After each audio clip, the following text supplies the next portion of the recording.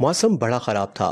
तेज आंधी और बादलों की गरज इस बात का पता दे रही थी कि कुछ ही देर में मूसलाधार बारिश शुरू होने वाली है। जूं ही बिजली की कड़कदार आवाज माहौल में गूंजती तो मेरे होश उड़ जाते। मुझे ऐसे मौसम से बड़ा डर लगता था। मेरा जिस्म थर थर कांप रहा था। मैं शुरू से ही बड़ी डरपोक रही थी, इसीलिए ऐसा मौसम देखकर मेरा दिल तेजी से धक धक करता था। मैं अम्मी जान के साथ कमरे में बैठी थी। इस वक्त दोपहर हो रही थी, मगर स्याह बादलों ने ऐसा समा बना दिया था जैसे रात हो चुकी है। अम्मी जान मुसलसल घड़ी में वक्त देखे जा रही थीं। उनकी निगाहों के ताक़ुब में मैंने वक्त देखा तो मालूम हुआ दोपहर के 4 बज रहे हैं।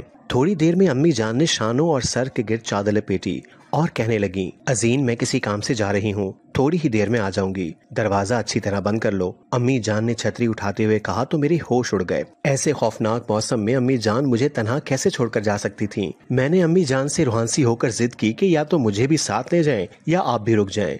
भला ऐसे खतरनाक मौसम में आपको घर से बाहर निकलने की क्या जरूरत है? मैं अम्मी की मिन्नत समाजत करने लगी, मगर उन्होंने मेरी बात न मानी थी और न मानी। वो इसी मौसम में घर से निकल गईं, जबकि मैं पीछे परेशान रह गई। मैं इस वक्त पूरे घर में बिल्कुल अकेली थी। मैं डरी सहमी भागकर अपने कमरे में आ गई। थोड़ी ही देर गुजरी थी जब लाइट चली गई और अंधेरा छा गया। घर में यूपीएस भी नहीं लगा हुआ था। अब तो मेरे डर में मजीद इजाफा हो गया था। मैं जल्दी से उठकर सहन में आकर चारपाई पर बैठ गई। अभी बारिश शुरू नहीं हुई थी, मगर सहन में थोड़ा बहुत उजाला हो रहा था, जबकि घर के अंदर तो घोप अंधेरा था। लम्हे भर को बिजली चमकी, जिससे कुछ पल के लिए सब रोशन हो गया और इस उजाले में मुझे सहन की दीवार के पास कोई हेवला खड़ा नजर आया। ये देखकर मेरे होश उड़ गए और मैं उल्टे कदम कमरे में भागी। खौफ के मारे मुझे रोना आ रहा था। मैंने जल्दी से आयतुल कुर्सी पढ़ना शुरू की। मेरा नाम अजीन है और मेरा ताल्लुक जनावाला से है। मेरी उम्र 22 साल है। मुझसे एक बड़ा भाई है और बाकी 2 छोटी जुड़वा बहनें हैं जो 15 साल की हैं। मैंने एक ऐसे घराने में आंख खोली थी जहां रोटी ही पूरी हो पाती थी। चंद जरूरी कपड़ों और खाने के अलावा हमारे पास अपनी ख्वाहिशात को पूरा करने के लिए पैसे न थे। अब्बा एक लकड़हारे थे। लकड़ियां काट कर अपने मालिक को देते थे, जिनका वो इन्हें मुआवजा दिया करता था। अब्बा के खानदान वाले भी गरीब थे, जिस वजह से अब्बा ना तालीम हासिल कर पाए और ना कोई हुनर सीख पाए। लेकिन अम्मी जान और अब्बा को बहुत शौक था वो हम चारों भाई बहनों को पढ़ाएं। यूं उन्होंने हमें सरकारी स्कूल में डाल दिया, जहां न हमें यूनिफॉर्म खरीदना पड़ता और न किताबें। मेरा भाई मुझसे 3 साल बड़ा था और वो पढ़ाई में बहुत लायक था। उसकी ज़हानत देखते हुए उसे स्कॉलरशिप पर कॉलेज में दाखिला मिल गया, जहां उसने खूब मेहनत से पढ़ाई की और अब उसकी एक अच्छी जगह पर नौकरी लग गई थी। हम सब बहुत खुश थे। अब हमारे हालात काफी बेहतर हो गए थे। भाई के पैसों से मैंने कॉलेज से बीए कर लिया था। शाहजेब भाई बहुत अच्छे थे। उन्होंने पूरे घर का खर्चा उठा लिया था। वो चाहते थे अब्बा भी नौकरी छोड़ दें, लेकिन अब्बा जान राजी न हुए। उन्होंने कहा जब तक इनमें हिम्मत है वो फारिग नहीं बैठेंगे। यूं अब्बा रोज ही खेतों में चले जाते थे। वहाँ करीब ही ढेर सारे दरख्त थे। ये सब खेत भी उसी आदमी के थे जिसके लिए अब्बा काम करते थे। अक्सर अब्बा उनके खेतों की देखभाल भी कर लेते थे। सब कुछ अच्छा और खुशगवार चल रहा था। हालात बड़े अच्छे हो रहे थे। अम्मी जान और अब्बा अल्लाह का शुक्र अदा करते न थकते थे। जाने हमारी खुशियों को किसकी नजर लग गई थी। शाहजेब भाई में आहिस्ता आहिस्ता बदलाव आ रहा था। वो हम लोगों से बातें करना और हम में बैठना कम हो चुके थे। जब हम उनसे उनके बदलते रवैये की वजह पूछते तो वो ये कहकर टाल देते कि काम का बोझ बहुत ज्यादा है। जब वो 24 साल के हो गए तो अम्मी जान को उनकी शादी की फिक्र सताने लगी। वो इनका रिश्ता अपनी भांजी से करना चाहती थी। मेरी कजन अलाया बहुत अच्छी थी, मुझे भी वो बहुत पसंद थी। मैं बड़ा खुश थी कि हमारी भाभी हमारी इतनी अच्छी कजन ही बनेगी। हमें पूरा यकीन था भाईजान अलाया के लिए कभी इनकार नहीं करेंगे, क्योंकि वो थी ही इतनी अच्छी। मगर दिल हमारा तब टूटा जब भाई ने बताया वो किसी और को पसंद करते हैं और उससे शादी भी करना चाहते हैं। अम्मी जान और अब्बा ने उनकी पसंद की कदर की थी और हम सब लोग उस लड़की के घर भाई का रिश्ता लेकर चले गए। उसका नाम मिन्हल था। मिन्हल को देखकर अम्मी जान के चेहरे पर खामोशी आ गई। मुझे तो मिन्हल बहुत अच्छी लगी थी, लेकिन अम्मी की तरफ से खामोशी थी। यहाँ भाई जल्द अज जल्द शादी की तारीख तय करने का कह रहे थे। एक दिन मैंने अम्मी जान से पूछा कि आपको मिन्हल कैसी लगी, तो वो बोली, अजीन मुझे लोगों को परखने का बड़ा तजर्बा है। मुझे वो लड़की बड़ी तेज लगी है। मुझे तो डर है वो मेरे बच्चे को हम सब से दूर न कर दे। अम्मी जान की बात सुनकर मैं हैरान रह गई। ये सच था, मुझे चेहरे पढ़ने नहीं आते थे। मैं मिन्हल को एक सीधी साधी और अच्छी लड़की समझती थी। भाई के इसरार पर अम्मी जान ने उनकी खुशी की खातिर उनकी पसंद को कबूल कर लिया और जल्द ही भाई की शादी भी हो गई। शाहजेब भाई शादी के बाद बदलते जा रहे थे। मिन्हल भाभी अमीर घराने की थीं। उनके घर वालों ने उन्हें बड़ा जहेज दिया था। अब भाई और वो कम ही घर पर रहते थे। आए दिन वो कभी किसी शहर घूमने जाते तो कभी किसी शहर को घूमने जाते। भाई भी अच्छा कमा रहे थे, लेकिन वो सब कुछ अब भाभी पर लुटा रहे थे। अम्मी बहुत परेशान थी। मिन्हल भाभी भाई पर अपना बड़ा हक जताती थी। मुख्तसर ये कि अब शाहजेब भाई के सिवाय मिन्हल भाभी को किसी की फिक्र नहीं थी। उनकी शादी को 1 साल गुजर गया था और इस 1 साल में शाहजेब भाई बदल गए थे। हमारे हालात एक बार फिर बुरे होने लगे थे, मगर भाई को परवाह ही नहीं थी। वो अपनी तनख्वाह भाभी पर लुटा देते। मेरे अम्मी अब्बा खामोश थे। वो उन्हें भी कुछ नहीं कहते कि कहीं अकलौता बेटा नाराज होकर घर से ही अलग ना हो जाए। अब अब्बा दिन रात बड़ी मेहनत करते थे।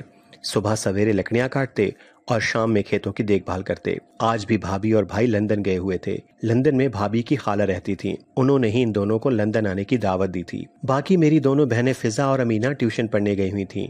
हमारे मोहल्ले में एक औरत थी जो गरीब खानदान के बच्चों को फी सबीलिल्लाह पढ़ाती थी, वरना हमारे पास इतने पैसे कहाँ थे कि ट्यूशन की फीस भी अदा कर पाते। फिजा और अमीना मैट्रिक में थी और बहुत जल्द उनके इम्तिहानात होने वाले थे। मैं डर के मारे कमरे में छुपी हुई थी।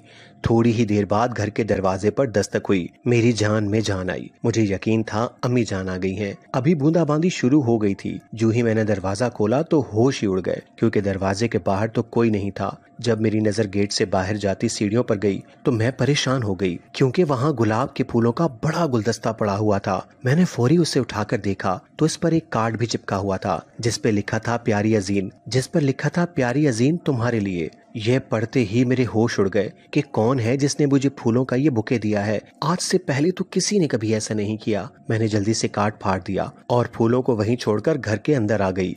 मैं डर गई थी, अगर किसी ने ये सब देख लिया तो मुझ पर शक जाएगा। खास तौर पर भाभी को कभी कुछ ऐसा पता चल गया तो वो भाई को मेरे खिलाफ भड़काना शुरू हो जाएंगी। जब मैं सहन में वापस आई तो अजीब सी खुशबू मेरे नाक से टकराई। ये खुशबू गुलाब के फूलों की थी। ये महक मुसलसल बढ़ती जा रही थी। ऐसा लग रहा था पूरे घर में गुलाब के फूल रखे गए हों। मेरा सर चकरा गया। इतनी तेज खुशबू से मुझे एलर्जी थी। जाने मेरे साथ आज क्या हो रहा था। जब दरवाजे पर दोबारा दस्तक हुई तो मैं दरवाजा खोलने से गुरेज कर रही थी कि ये कहीं वही इंसान ना हो जो मुझे फूल देकर गया है। मगर जब अम्मी जान की आवाज आई कि दरवाजा खोलो, मैं हूँ, तो मैं भागकर दरवाजा खोलने चली गई। अब मुझे डर नहीं लग रहा था। मैंने अम्मी जान से पूछा कि आप कहाँ चली गई थी, तो उन्होंने अपने पर्स से एक लिफाफा निकाला और धीमी आवाज में कुछ कहने लगी। तो मैं दंग रह गई। मैं सोच भी नहीं सकती थी अम्मी जान ऐसा भी कर सकती हैं। उन्होंने बताया कि यहाँ करीब में ही एक नया आस्ताना खुला है। आस्ताने के पीर साहब बड़े नेक बुजुर्ग हैं। मेरी सहेली ने अपने बेटे को काबू करने के लिए उनसे तावीज लिए थे। अल्लाह की रहमत से उन तावीजात का बड़ा अच्छा असर हुआ है। मैं अपनी सहेली के साथ उसी आस्ताने गई थी। शाहजेब और मिन्हल के लिए तावीज लाई हूँ। देखना, इस तावीज के असर से शाहजेब मेरा बच्चा पहले जैसा हो जाएगा और वो नागिन मिन्हल उसके दिल से उतर जाएगी और शाहजेब सिर्फ हमारे बारे में सोचेगा। अम्मी बड़ी आस और उम्मीद से बोली। मैं भी अम्मी जान की बातों में आ गई थी, क्योंकि वाकई मैं भी चाहती थी मेरा भाई पहले जैसा हो जाए। शाहजेब भाई पहले मुझसे बड़ा प्यार करते थे, मुझसे बातें करते थे और मेरी हर जरूरत पूरी करते थे। लेकिन जब से भाभी आई थी वो मुझे भी भूल गए थे। ना तो अब वो मुझसे ठीक से बातें करते थे और ना ही मेरी जरूरियात का ख्याल करते थे। अम्मी जान ने मुझे वो तावीज़ात पकड़ा दिए और कहा, इन्हें तुम अपनी अलमारी में छुपा देना। जब शाहजेब और मिन्हल लंदन से वापस आएंगे तो हम इसका इस्तेमाल करेंगे। अम्मी की बात मानते हुए मैंने वो तावीज़ात वाला शॉपर अलमारी में छुपा दिया। मैं बड़ी खुश थी और वाकई इन तावीज़ों पर यकीन कर बैठी थी कि इसके इस्तेमाल से भाई पहले जैसे हो जाएंगे।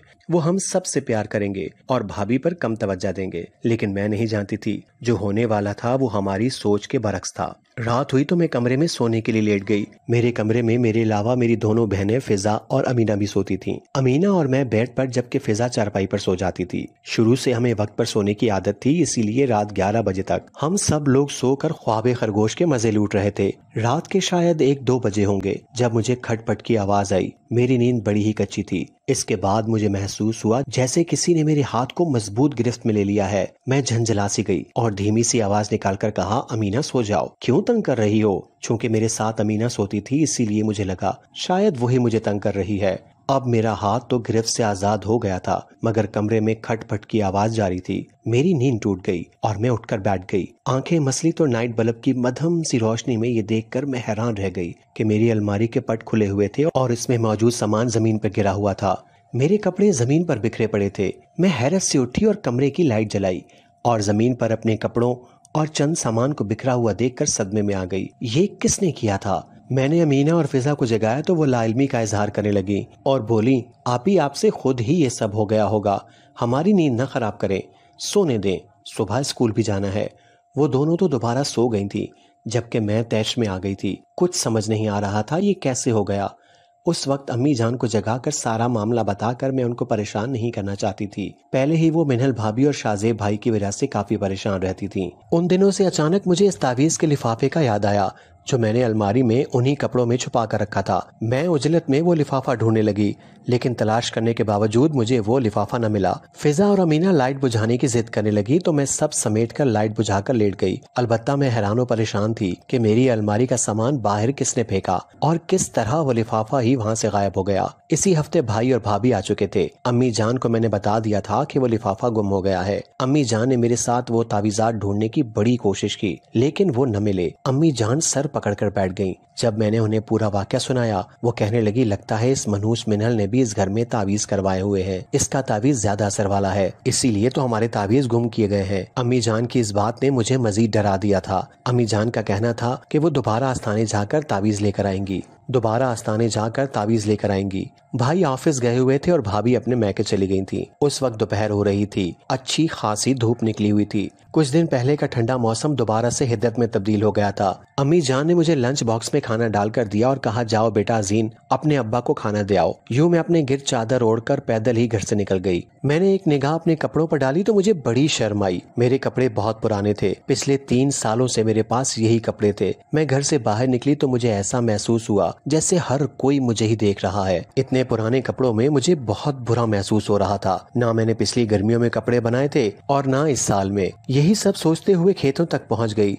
करीबी अब्बा जान दरख्त काट रहे थे। उन्होंने लकड़ियां काटकर सलीके से एक जगह रखी और मोटे रस्से से उन्हें अच्छी तरह बांध दिया। मैं अफसोस से अब्बा को देखने लगी जो गर्मी में इतनी मुशक्कत कर रहे थे। काश भाई हमारा और अब्बा का थोड़ा तो ख्याल करते। अब्बा को खाना देकर मैं वापस घर जाने लगी तो रास्ते में अचानक मुझे एक लड़का अपने साथ साथ चलता हुआ नजर आया। उसे देखकर मुझे कोफ्त होने लगी, क्योंकि ये हमारे मोहल्ले का लड़का था और बहुत आवारा सा था। सब लोग इस लड़के के बारे में बुरी राय रखते थे। हर तरफ सन्नाटा था और इस सीधी सड़क पर मैं थी और दूसरी जानिब वो लड़का था। अचानक मुझ पर फिक्रे कसता हुआ वो मेरे करीब आ गया और पूछने लगा कि कैसी हो जाने मन, आज तो तुम्हारा दीदार हो गया। मेरी तो ईद हो गई। कसम से जब भी तुम्हें देखता हूँ दिल बड़ी शिद्दत से धड़कता है। उसकी बातें सुनकर मैं डर के मारे तेज तेज कदम उठाने लगी, मगर सड़क पर पड़ा एक बड़ा पत्थर मुझे नजर न आया, जिससे मेरा पैर टकराया और मैं जमीन बोस हो गई। मेरे लबों से एक सिसकी निकली, हाथों और घुटनों पर रगड़ आ गई थी। इतने में वो लड़का मेरे करीब आ गया और कहने लगा, आओ मैं तुम्हारी मदद करता हूँ। वो अजीब से लहजा में कहते हुए मेरे ऊपर झुका। इससे पहले कि वो मुझे छूता, अचानक से वहाँ एक लड़का आ गया जिसने उसे बुरी तरह मारना शुरू कर दिया। वो इतना खौफजदा हुआ कि डर के मारे भाग ही गया। मुझे बहुत खुशी हुई थी कि अदील जैसे मक्कार और बुरी नीयत के लड़के के साथ ऐसा ही होना चाहिए। मैं यही सोच रही थी जब उस लड़के ने मेरी तरफ हाथ बढ़ाया। मैंने उसके हाथ पर अपना हाथ रखा तो अजीब सा एहसास हुआ। मैं खड़ी होकर अपने इस मौहसिन का शुक्रिया अदा करने लगी जिसने मेरी मदद की थी। वो कहने लगा, तुम ठीक तो हो ना? मैंने इजाब में सर हिलाया तो उसने मेरी तरफ एक लिफाफा बढ़ाया और कहने लगा, ये मेरी तरफ से तुम्हारे लिए एक तोहफा है, इसे कबूल कर लो। इतना कहकर वो जाने कहाँ चला गया, जबकि मैं हैरत से खड़ी रह गई। इस लिफाफे को खोलकर देखा तो इसमें पैसे थे। मैं तो हैरान परेशान हो गई। मैं दिल में अल्लाह से दुआ कर रही थी मुझे पैसे दे दे, और उसने यूं मेरी दुआ कबूल कर ली थी। मैं बहुत खुश थी। मैं भागते हुए घर आई थी। वो सारे पैसे अम्मी जान के हाथ में पकड़ाए तो वो शुक्राने की नफिल अदा करने लगी, क्योंकि हमें वाकई पैसों की बड़ी जरूरत थी। भाई से अम्मी जान पैसे मांग ही नहीं रही थी। अब तो उनसे मांगते हुए हमें शर्म आती थी। भाई को हमारा खुद ही ख्याल करना चाहिए ना। दिमाग सोच रहा था कि भला वो लड़का मुझे पैसे क्यों देकर गया था। मैं तो उसे जानती तक न थी। दिल इस ख्याल की नफी करता और कहता, अजीम तुम आम खाओ, गुठलियां न गिनो। वैसे भी अल्लाह जिस तरीके से चाहता है इंसान की मदद करता है। ये सोचकर मेरा दिल मुतमईन हो गया। अम्मी जान की तबीयत यकलख्त ही खराब हो गई थी और वो बिस्तर से लग कर रह गई थी और उन्हें यरकान हो गया था। करीबी हकीम से हम दवा तो ले आए थे, लेकिन इतना खास फर्क नहीं पड़ा था। भाई ने चंद पैसे हाथ में थमा दिए और कहा कि इस महीने उनका खर्चा बहुत हो गया है, इसीलिए वो मजीद पैसे नहीं दे सकते। अम्मी की रोज बरोज बिगड़ती तबीयत देखकर मैं बहुत परेशान थी। भाभी की तबीयत खराब हुई तो भाई उन्हें झट से अस्पताल ले गए, जहाँ ये पता चला कि भाभी उम्मीद से है। घर में खुशियों की लहर आ गई। अम्मी जान का दिल नर्म हो गया था और उन्होंने मिनल को दिल से कबूल करने की कोशिश भी की। वो अपनी खराब तबीयत के बावजूद मिनल भाभी के नाज नखरे उठा रही थी, मगर सब कुछ तब खराब हुआ जब भाभी ने अलग घर की डिमांड रखी और भाई मान गए। भाभी के मैके वाले उन्हें घर गिफ्ट कर रहे थे और भाई भी उन्हें लेकर अलग होने पर रजामंद हो गए थे। इस खबर के बाद से हमारा दिल टूट गया। अम्मी जान ने भाई को रोकने की बहुत कोशिश की, मगर वो न रुके। उनका कहना था कि वो पहले बेटे नहीं हैं जो अलग घर में जा रहे हैं, वगैरह वगैरह। ये सुनकर अम्मी जान को पहले से ज्यादा सदमा पहुंचा और वो हर वक्त रोती रहती। भाई और भाभी तो हम सब लोगों की परवाह किए बिना घर से जा चुके थे। अब्बा जान के चेहरे पर भी बड़ी उदासी थी। वो अपना गम जाहिर नहीं कर रहे थे, लेकिन मैं जानती थी वो बहुत दुखी थे। अपने घर वालों के उदास चेहरे को देखकर मुझे आग लग गई। मैं भाई के घर भी उनकी मिन्नत समाजत करने गई कि घर वापस आ जाएं, वरना अम्मी अब्बू को कुछ हो जाएगा। वो आपके सदमे में बीमार रहते हैं। मेरी बातों का भाई पर कोई असर ना हुआ और वो कहने लगे, अब मेरी फैमिली बढ़ रही है, मुझे अपना खानदान बनाना है। तुम घर की बड़ी हो, तुम उनका ख्याल रखना। भाई ने साफ इनकार कर दिया था और उस वक्त मेरा जितना दिल टूटा था ये बात मैं ही जानती थी। मैं आंसू साफ करते हुए घर की सिमत चल पड़ी। शाम हो रही थी और अब सर्दियों के दिन थे। अचानक ही रास्ते में मेरा वही मोहसिन आ गया जिसने पहले मेरी मदद की थी, और उसने मुझसे रोने की वजह पूछी और एक बार फिर पैसों वाला लिफाफा मेरी तरफ बढ़ा दिया। मैंने हैरत से उससे पूछा, तुम कौन हो और मेरी मदद क्यों कर रहे हो? उसने कहा, मैं मिस्र से यहाँ आया हूँ। तुम पहली नज़र में अच्छी लगी और मैं पहचान गया तुम्हें मदद की ज़रूरत है, इसीलिए मैं तुम्हारी मदद कर रहा हूँ।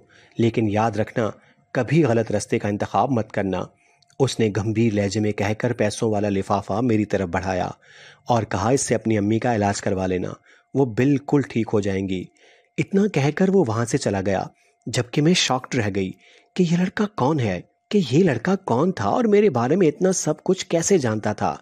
मैं उससे रुकने का कहकर उसकी तरफ भागती चली गई, मगर वो कहीं गायब हो गया। इन पैसों से मैंने अम्मी और अब्बू का इलाज करवाया था और अब उनकी तबीयत काफी बेहतर थी। इम्तिहान के बाद फिजा और अमीना घर बैठकर प्राइवेट अफेयर कर रही थी। मैं अक्सर सोचती थी वो लड़का कौन था जिसने 2 बार मुझे इतने पैसे दिए थे। मैं उसकी एहसानमंद थी। एक रात में छत पर चहलकदमी कर रही थी जब मुझे यूं महसूस हुआ जैसे किसी ने मुझे अपने हिसार में लिया हो। यह एहसास मुझे अच्छा लगने लगा। मैं उस वक्त बहुत परेशान थी क्योंकि भाई की जुदाई का अम्मी अब्बा को बहुत दुख था और भाई थे कि अपनी बीवी के साथ बहुत खुश थे। मेरे दिल में बदले की आग लगी हुई थी और मैंने फैसला किया था, भाई से हर सूरत बदला लेकर रहूंगी। उन्होंने कल की आई लड़की के लिए अपने माँ बाप को और बहनों को छोड़ दिया था। उस वक्त सब घर वाले खाला के घर गए हुए थे क्योंकि खाला ने दावत पर बुलाया था। भाई को भी उन्होंने बुलाया हुआ था। मैं भाई की शक्ल नहीं देखना चाहती थी, इसीलिए घर रह गई। अम्मी अब्बू तो भाई से मिलने दौड़े चले गए थे। आखिर माँ बाप जो थे उन्होंने भाई पर रहम खा लिया था, मगर मैं भाई को माफ करने वाली नहीं थी। मुझे किसी की गिरफ्त खुद पर बड़ी शिद्दत से महसूस हुई।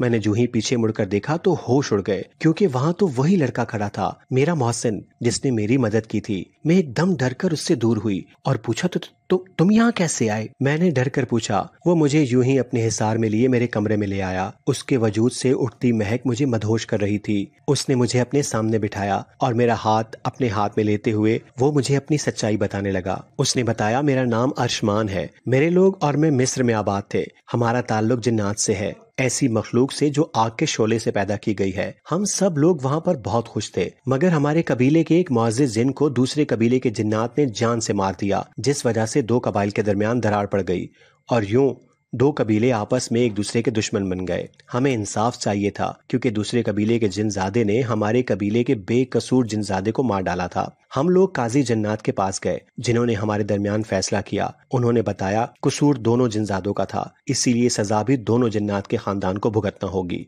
यूं एक खानदान को दूसरी जगह जाने का हुक्म दिया गया और हमें भी हमारे अपने मुल्क मिस्र से निकाल दिया गया। हम लोग हिजरत करके इस जगह आबाद हो गए। हमारे आबा अजदाद ने हमें हमेशा समझाया था कि इंसानों से दूर रहना, क्योंकि इंसान बहुत बुरे होते हैं। बचपन से हमारे जहनों में ये बात डाल दी गई थी और हम जिन्नात इस पर अमल करते आए थे कि वाकई इंसान बहुत बुरे होते हैं। हम लोग इंसानों से मिलते भी नहीं थे। इस नए मुल्क में आने के बाद हमने कभी किसी इंसान की तरफ आंख उठाकर भी नहीं देखा। एक दिन मैं सैर पर निकला हुआ था जब मेरी निगाह तुम पर पड़ी। तुम मुझे पहली ही नजर में बड़ी अच्छी लगी, इसीलिए तुम्हारा पीछा करते हुए तुम्हारे पास आ गया। मैंने ही वो गुलाब के फूल पहली मर्तबा तुम्हें दिए थे। तुम मुझे नहीं देख सकती थी, मगर मैं तुम्हें आसानी से देख सकता था। जब भी मैं तुम्हारे पास आता और तुम्हें देखने की कोशिश करता तो मुझे अपने घर वालों से किया वादा याद आ जाता। जिन्नात ने हमसे वादा लिया था कि हम कभी किसी इंसान से दोस्ती नहीं करेंगे, इसीलिए मैं तुमसे दूर हो जाता। दिल के हाथों मजबूर होकर मैं तुम्हारा पीछा करते हुए तुम्हारे घर आ गया। उस दिन तूफानी मौसम था। मैंने तुम्हें वो तावीज छुपाते हुए देख लिया था, इसीलिए मैंने ही वो तावीज तुम्हारी अलमारी से निकाल लिए थे,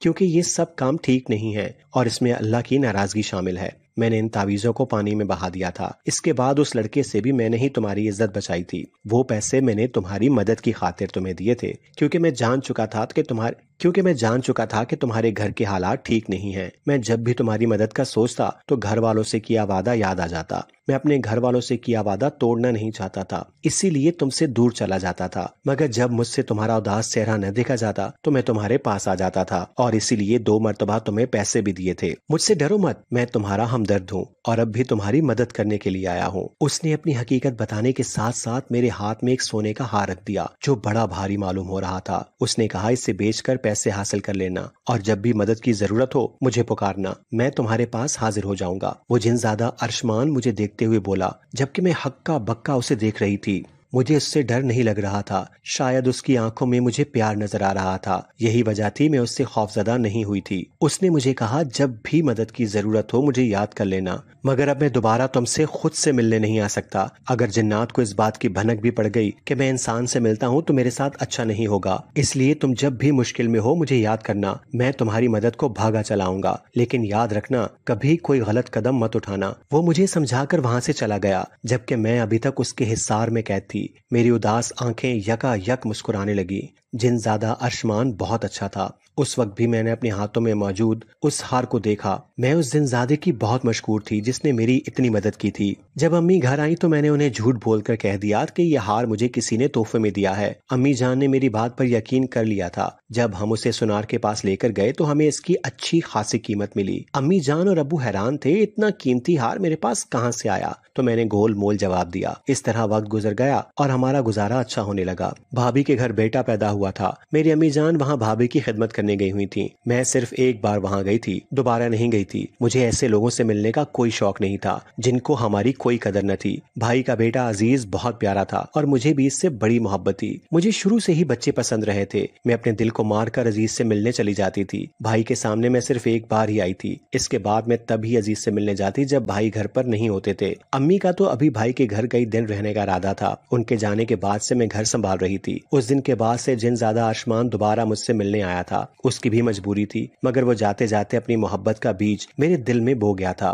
जो अब एक दरख्त की सूरत इख्तियार कर रहा था। मैं सोचती थी कि मेरा कभी कोई दोस्त नहीं रहा था। किसी ने हमारी कभी इतनी मदद नहीं की थी जितनी जिनज़ादे अरशमान ने की थी। उसके बारे में सोच सोच कर मुझे अच्छा लगने लगा था। मैं चाहती थी कि वो रोज मेरे पास आकर बातें करे, मगर वो नहीं आ सकता था। एक दिन अम्मी जान घर आई तो वो रो रही थी। उन्होंने कहा कि भाई ने उन्हें घर से निकाल दिया है। मैंने हैरत से अम्मी से पूछा, भाई आपके साथ ऐसा कैसे कर सकते हैं? ये सुनकर अम्मी ने मुझे सारी कहानी सुनाई कि जब मैं मिनल के घर गई तो मेरा तो उसके साथ रवैया ठीक था, मगर उसका और शाहजेब का रवैया बहुत खराब था। मिनल मुझसे नौकरों की तरह घर के काम करवाती थी और इस तरह शाहजेब का कमरा साफ करते हुए मुझे वहाँ से कुछ तावीज मिल गए। इसमें कुछ शक नहीं था, ये तावीज मिनल ही शाहजेब पर करवा रही थी। इसीलिए मेरा बच्चा शाहजेब इतना बदल गया था। मिनल का असली रूप सामने लाने को मैंने वो तावीज जमा करके शाहजेब को दिखाए कि देखो तुम्हारी बीवी तुम पर तावीज करवा रही है। मगर ये सुनकर मिनल साफ मुकर गई और उसने उल्टा मुझ पर इल्जाम लगाया कि मैं मिनल और शाहजेब के दरमियान फूट डलवाने के लिए ये सब तावीज करवा रही हूँ। ये सुनते ही शाहजेब गुस्से में आ गया। मैंने उसे अपनी सच्चाई का यकीन दिलाने के लिए बड़ी कस्में खाई, लेकिन उसने मेरी बात मानने के बजाय मिनल की बात मानी और मुझसे रिश्ता तोड़कर मुझे घर से निकाल दिया। उसने कहा कि अब वो कभी मेरी शक्ल नहीं देखेगा। अम्मी रो रो कर हलकान हो रही थी, जबकि मेरे अंदर भाई से बदला लेने की ख्वाहिश मजीद भड़क उठी थी। अम्मी की एक रात अचानक तबीयत खराब हो गई और उन्हें हार्ट अटैक आ गया। हम पागलों की तरह उन्हें लेकर अस्पताल भाग गए, जहां उन्हें एडमिट कर लिया गया। भाई ने एक बार भी यहाँ कर अम्मी की खैरियत पूछना गवारा न की। अम्मी अस्पताल में थी और अब्बू भी उनके साथ थे। फिजा और अमीना भी रो रही थी और मैं सोच चुकी थी मुझे क्या करना है। थोड़े दिन बाद अम्मी घर आ गई थी, लेकिन अब वो कुछ बोलती नहीं थी। उस वक्त वो शदीद ट्रॉमा से गुजर रही थी और उनकी ये हालत देख देख कर मेरे दिल पर जरब लगती थी। अम्मी की ये हालत सिर्फ भाई की वजह से हुई थी। एक शाम मैं अम्मी की सहेली के घर चली गई। ये अम्मी की वही सहेली थी जिनके साथ वो आस्ताने गई थी। मैंने उन्हें सब कुछ बता दिया और कहा मुझे उन पीर साहब के पास ले जाए, मैं उनसे तावीज लेना चाहती हूँ। अब हम भाई की वजह से बहुत तड़प चुके थे। अब वक्त आ गया है कि भाई और भाभी भी तड़पे। मैं सुर्ख होती आंखों से भाई को अपने तस्वर में देखती हुई बोली, मैंने इस बारे में किसी को खबर नहीं होने दी थी कि मैं क्या करने जा रही हूँ। इस जिनज़ादे अरशमान को भी इस बारे में नहीं मालूम था। मैं अब भाई भाभी को उसी तरह रोता हुआ देखना चाहती थी जिस तरह हम रोते थे। अम्मी की सहेली मुझे आस्ताने ले गई। मैंने उनसे कहा कि आगे मैं खुद संभाल लूंगी, आप जाएं। तो वो वहाँ से चली गई। आस्ताने में और बहुत सी औरतें थी। जब मेरी बारी आई तो मैं कमरे के अंदर चली गई। ये कमरा गारनुमा था और ये घर के तहखाने में बना हुआ था। मैंने उस मुअम्मर आदमी यानी पीर साहब को शुरू से आखिर तक भाई भाभी के बारे में बताया तो उन्होंने एक तावीज तैयार कर दिया और बोले तुम्हें करना ये है कि इन तावीज पर लिखे हुए अल्फाज को रोजाना रात को 10 मरतबा पढ़ना है, पूरे 10 दिन तक ये अमल करना है और फिर इन तावीजात को फाड़ कर जला देना है। याद रखना अगर इस सब के बारे में किसी तीसरे शख्स को भिनक भी पड़ी तो तावीज का असर उल्टा हो जाएगा और उसमें तुम्हारी जान जाने का भी खतरा है। ये सुनकर मैं खौफजदा होकर उन्हें देखने लगी, मगर क्या करती, ये सब जरूरी था। मैंने उनका शुक्रिया अदा किया और उन्हें मुंह मांगी रकम देकर वो तावीज पर्स में छुपाकर वहाँ से चली गई। अब मुझे एहतियात की जरूरत थी। मैं ये सब जिनजादे अरशमान से भी खुफिया रखना चाहती थी। अगर उसे पता चलता तो वो मुझे रोकने की कोशिश करता। मैंने घर आकर स्टोर रूम का दरवाजा खोला और यहाँ एक मोमबत्ती छुपा दी। मैंने फैसला किया था कि रोज यहाँ आकर अपना अमल करूंगी। मेरा दिल अंदर अंदर से डर भी रहा था, बार बार ज़मीर ये अमल करने से रोक रहा था, मगर मैं क्या करती। मेरे अंदर बदले की आग जो लगी हुई थी वो किसी सूरत ठंडी नहीं पड़ रही थी। काश मैं ये सब ना करती तो पछताना ना पड़ता।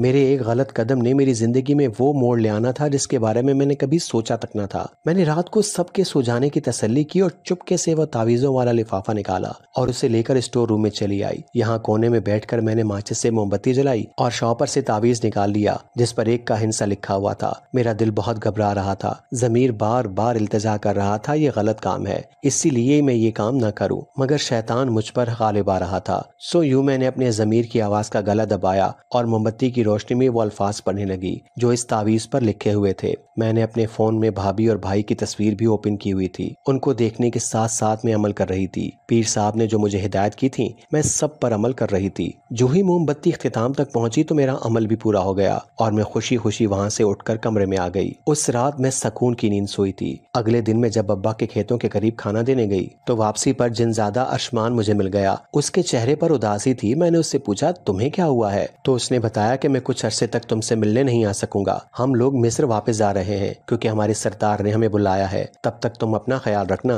मैं जब मिस्र से वापस आऊंगा तो पहली फुर्सत में तुम्हारे पास आऊंगा, उसने मुझे बताया और फिर चंद जेवर हाथ में पकड़ाए कि मेरे जाने के बाद ये तुम्हारे बहुत काम आएंगे। उसके जाने का सुनकर मेरी आंखों में आंसू आ गए और बेसाख्ता में उसके शाने पर सर रखकर रोने लगी। जाने मुझे इतना रोना क्यों आ रहा था। उसने मुझे तसल्ली दी कि परेशान मत हो, मैं तुम्हारे पास बहुत जल्द आऊंगा। मैंने उससे कहा कि तुम मेरे बहुत अच्छे दोस्त हो, मैं तुम्हारा इंतजार करूंगी। यूं वो मुस्कुरा दिया और फिर चला गया। जबकि मैं उदासी से घर आई थी। अगली रात मैंने बड़ी एहतियात से अमल किया था। मुझे डर भी बहुत लग रहा था मगर मैंने खुद को हिम्मत दी। मैं चाहती थी भाई वापस यहाँ आ जाए और मिन्हल भाभी को तलाक दे दें, अजीज भी हमारे पास आ जाए। वो बहुत प्यारा बच्चा था। यूं दूसरी रात का अमल खत्म हुआ। इसी तरह तीसरी, चौथी और फिर 10वीं रात आखिरी दफा मैंने अमल किया। मुझे पूरा यकीन था अब इसका असर जरूर होगा। 10वीं रात अमल करने के बाद मैंने वो सारे तावीज जला दिए थे। आज 10वीं रात थी इसलिए आज का अमल खासा लंबा था। मैंने आज की रात 3 मोमबत्तियां जलाई थीं। जब भी मेरी ताकत जवाब देने लगती तो मेरी आंखों के सामने घर वालों का रोता चेहरा आ जाता था जिससे मुझे हिम्मत मिलती थी।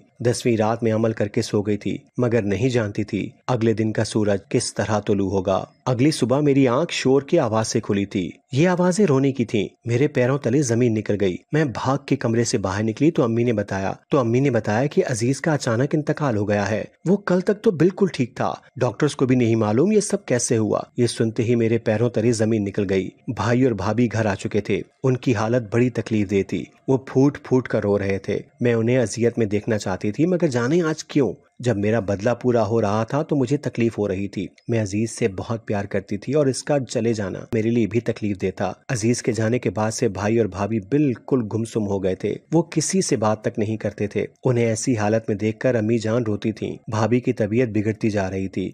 उन्हें खून की उल्टी आना शुरू हो गई थी। उनका बड़ा इलाज करवाया लेकिन डॉक्टर्स को कुछ समझ नहीं आ रहा था। सब रिपोर्ट्स क्लियर थीं, किसी रिपोर्ट में कोई मसला नहीं आ रहा था। इस तरह 1 महीने तक भाभी तड़पती रहीं और वो भी इस दुनिया से चली गईं। एक रात मैंने ख्वाब में देखा कि अजीज और भाभी ने एक खौफनाक शक्ल इख्तियार की हुई थी और मुझे जान से मारने के लिए मेरे पीछे भाग रहे थे। वो चीख रहे थे कि तुमने हमें मार डाला, तुमने हम पर तावीज करवाए जिस वजह से हम मर गए। अल्लाह तुम्हें कभी माफ नहीं करेगा, हम तुम्हें कभी माफ नहीं करेंगे। ये ख्वाब देखते ही मैं चीख मारकर उठ बैठी और मुझे ठंडे पसीने आने लगे। मैं शॉक्ड रह गई थी। मैंने सोचा नहीं था इस तावीज के असर से अजीज की जान जा सकती है। न सिर्फ अजीज इस दुनिया से गया बल्कि अगले दिन भाभी भी तड़प कर मर गई। वो दर्द से चीख रही थी मगर उन्हें दर्द कहाँ हो रहा था ये कोई भी नहीं जानता था। मैं भाभी की मौत से डर गई थी। मैं भागते हुए आस्थाने गई थी और पीर साहब को इस बारे में बताया तो वो बोले, तू ही अपने भाई और भाभी को तड़पते हुए देखना चाहती थी, अब तेरी ख्वाहिश पूरी हो तो रही है, फिर तुझे किस चीज से मसला है। ये सुनकर मैं शॉक्ड रह गई और कहा कि मैं उनको मारना नहीं चाहती थी, मैं बस चाहती थी कि वो घर वापस आ जाएं। मगर पीर साहब ने कहा,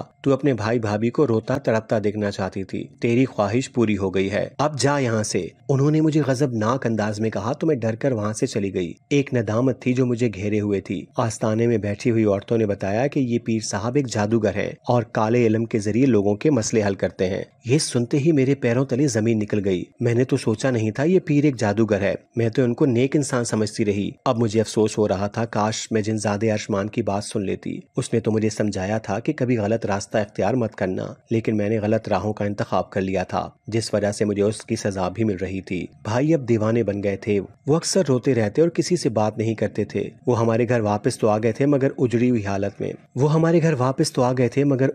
हालत में। वो अपने कमरे में बिस्तर पर लेटे रहते, ना ऑफिस जाते थे और ना ही काम करते थे। मुझे अपने फैसले पर बहुत अफसोस हो रहा था। काश मैं उस जादूगर पीर के पास ना जाती। ये सब मेरी वजह से हुआ था। मैं जब भी सोती थी तो ख्वाब में भाभी और अजीज आ जाते थे, जो मुझ पर चीखते चिल्लाते थे कि हमारी मौत की जिम्मेदार तुम हो, तुम कातिल हो, तुमने हमें मार डाला। अब मुझे सोते हुए भी डर लगने लगा था। मैं रोती रहती थी, अपना गम में किसी से बांट भी नहीं सकती थी। ये मुझसे क्या हो गया था। मैंने जाए नमाज बिछाया और रो रो कर अल्लाह से माफी मांगने लगी कि नादानी में मुझसे जो गुनाह हुआ है मुझे उसके लिए माफ कर दे। भाई की हालत भी अब वैसी ही थी जैसी भाभी के मरने से पहले थी। मुझे वसवसे आ रहे थे कि अब भाई भी मर जाएंगे। मैं छत पर आकर रो रही थी जब एक मानूस सी खुशबू आई और यूं महसूस हुआ जैसे कोई मेरे पीछे आकर खड़ा हुआ है। मैंने मुड़कर देखा तो वो जिनजादा अरशमान था। उसे देखते ही मैं रोती हुई पूरी शिद्दत से उसके गले से लग गई। वो हैरान था और पूछने लगा कि क्या हुआ है, क्यों रो रही हो? मैं इतने अरसे बाद वापस आया हूँ, तुम्हें खुशी नहीं हुई मेरे आने की? ये सुनकर मैंने उससे अपनी नादानी के बारे में बताया। मैंने उसे सब कुछ बताया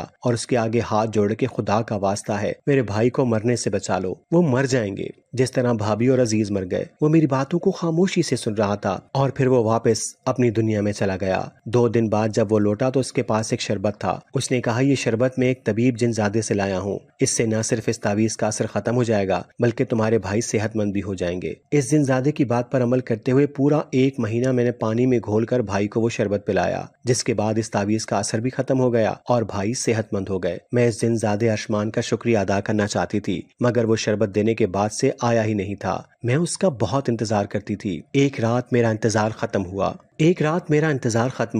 और मुझे अपने बिस्तर से खत मिला जिसे पढ़कर मैं फूट फूट कर रोने लगी। उसमें लिखा था कि मैंने तुम्हारी मदद कर दी है मगर हमारा साथ यहीं तक का था। अब मैं कभी तुमसे मिलने नहीं आऊंगा क्योंकि तुमने एक गलत रास्ते का इंतखाब किया। मेरे जिन्नात घर वाले ठीक कहते थे, इंसान बड़े जालिम होते हैं। अब मुझे तुमसे डर लगने लगा है। तुमने अपनी भाभी और भतीजे पर तावीज करवाया जिसकी वजह से वो मर गए। अब मैं डरता हूँ कहीं तुम मेरा भी गलत इस्तेमाल न कर डालो, इसीलिए मैं हमेशा के लिए मिस्र वापस जा रहा हूँ और अब तुम्हारे पास कभी लौट कर नहीं आऊंगा। ये खत पढ़ते ही मैं रोने लगी थी और वो जिनजादा अरशमान वाकई कभी नहीं आया था। मैं जब भी ख्वाब देखती तो भाभी और अजीज रोते हुए नजर आते। मैं बहुत शर्मिंदा थी कि बदला लेने के लिए मैंने गलत रास्ते का इंतखाब कर डाला था। मैंने अल्लाह पर भरोसा करने के बजाय उन तावीजों पर भरोसा कर लिया था, जिस वजह से मैंने भाभी को भी खो दिया और अजीज को भी, और इससे बढ़कर मैं अपने सच्चे दोस्त अरशमान को भी खो दिया था। मैं दिन रात अल्लाह से अपने किए की माफी मांगती थी। मैं आप लोगों से कहना चाहती हूँ कि कभी किसी से बदला ना लें और अपना मामला अल्लाह पर छोड़ दें। अगर आप भी बदले की आग में गलत रास्ते का इंतखाब करेंगे तो अंजाम बहुत बुरा होगा।